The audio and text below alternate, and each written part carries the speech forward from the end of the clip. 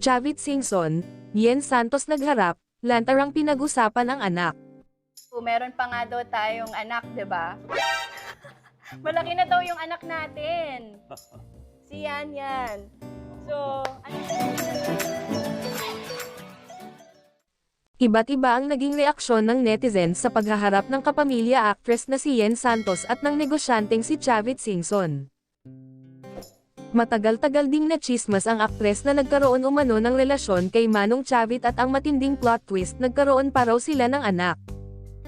Mariin na niyang pinabulaanan na nabuntis siya ng dating gobernador at nanganak sa kanilang baby. At nabanggit nga niya na mas maganda kung gumawa siya ng content kasama si Chavit Singson para ito na mismo ang magsabi sa buong universe na wala silang anak.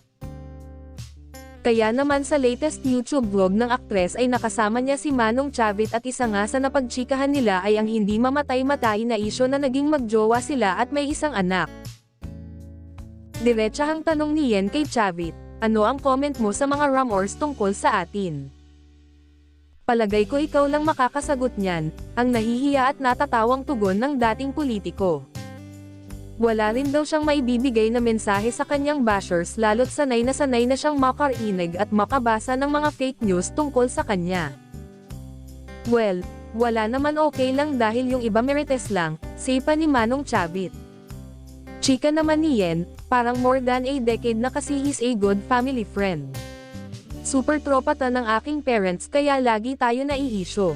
Meron pa nga daw tayong anak diba? Malaki na daw yung anak natin si Yan Yan, natatawang say ni Yen. Guys, hindi po namin yun anak.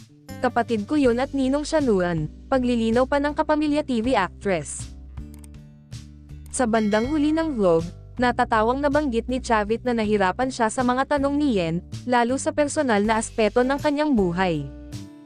Matatanda ang unang dinanay ni Yen na may anak sila ni Chavit sa first ever content ng kanyang YouTube channel. Yun talaga yun, nakikita ko sa TikTok nagkalat na malaki na daw yun anak namin. Yes, malaki na siya. He's 11 years old pero hindi po namin yun anak. Kapatid ko po siya, chika ng aktres.